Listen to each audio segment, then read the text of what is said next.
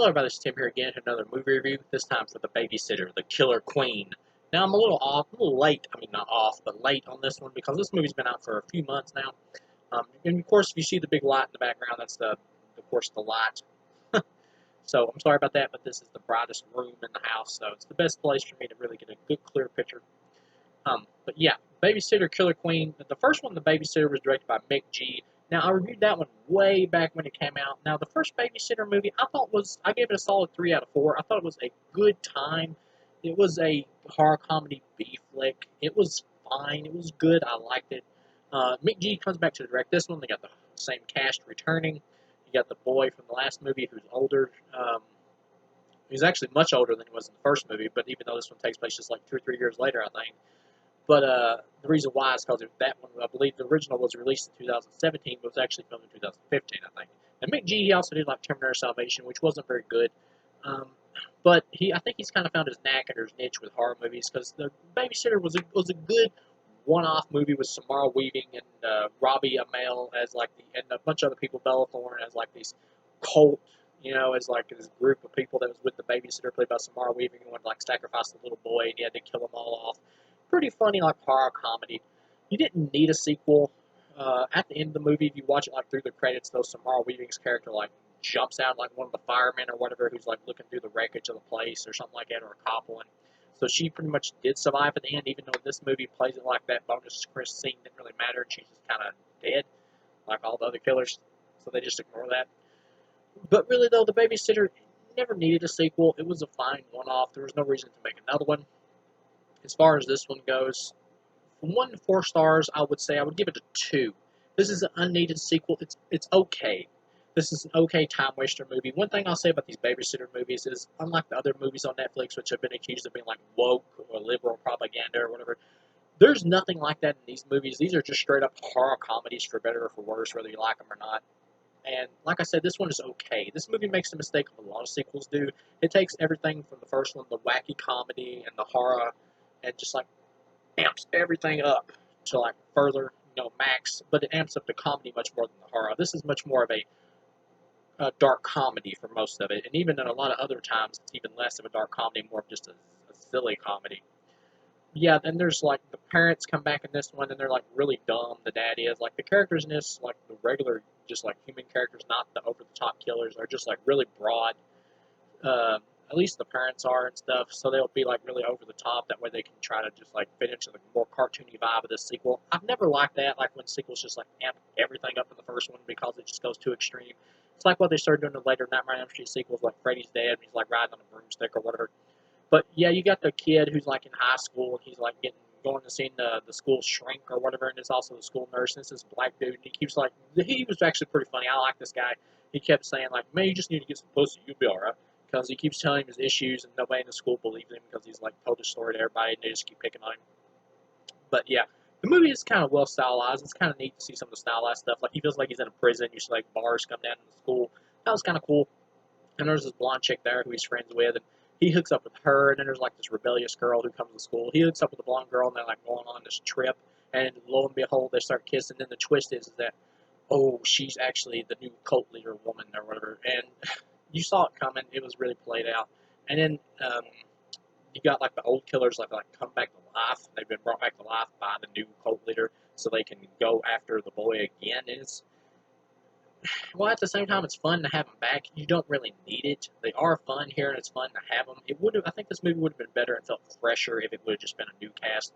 Samara Weaving is what made the first one. She's a really hot, attractive woman, but at the same time, she has like that look because she's related to Hugo Weaving. She has that face with that smile, like his face, his lips and stuff, to where it looks like she's like got like a Joker look to her, to where she can easily play a villain. She's got that look, but yeah. She really made that first movie, really carried it. And her absence is really noticeable here. Like, this new cast doesn't really have it. And the old cast, seeing them back again, like the old killers, they are extremely fun. Like, Robbie Amell is really funny here. And you get some, like, backstory on how they became killers or whatever, and joined up with Samara Weaving's character from the first one. Like, Robbie Amell was like a fry cook or something that always, like, never wore a shirt and just wanted to kill people because they aggravated him. He hated the customers. And then the Bella Thorne's character was a reporter or whatever.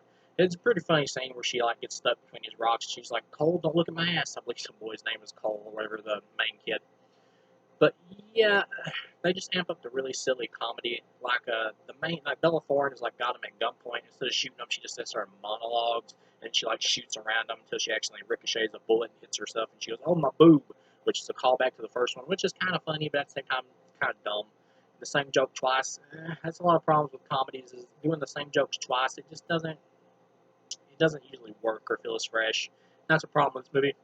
It would have worked better if it would have just been all new killers. Maybe even a new star, like a new kid, really.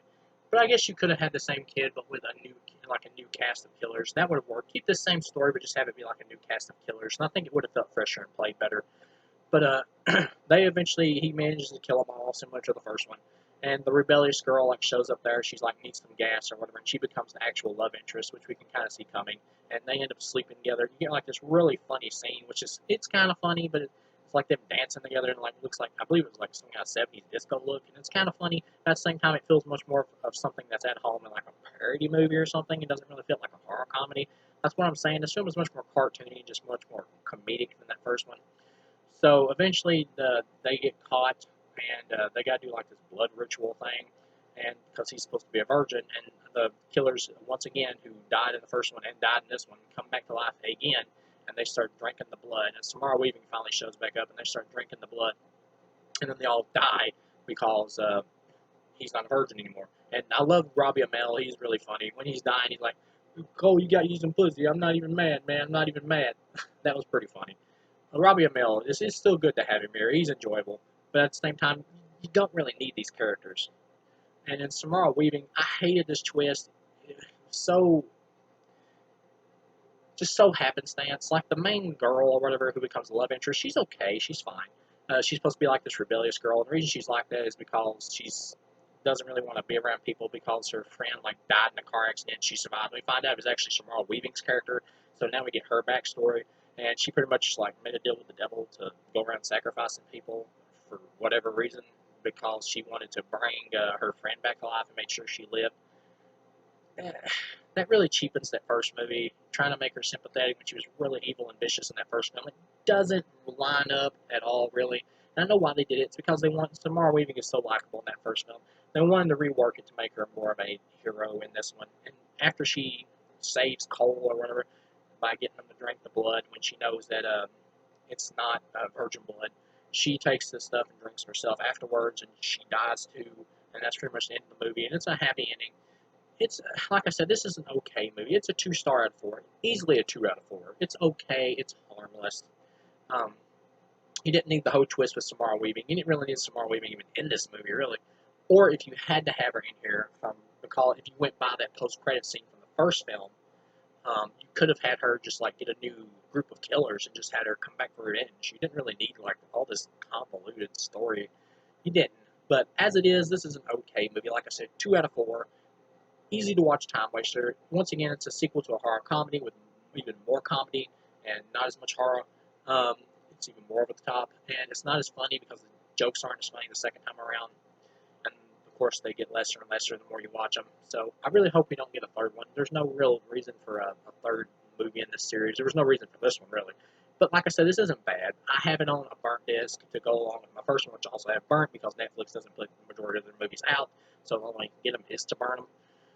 So yeah, all in all, it's okay. McG, I want him to keep doing horror movies. I would like him to keep doing horror movies for Netflix. I would like to see what else he can come up with and do, but he doesn't need to make any more of these babysitter films unless he's got just like a totally amazing idea for a number 3 or something that's just going to blow our minds or something. Then I really don't want any more of these. Even though I didn't mind this one, but I probably won't ever watch it again. But the first one I will. This one I would only ever watch if I was absolutely like marathoning like horror movies or something. But yeah, as I said, okay, time waster. Thank you guys for watching, and I'll see you again.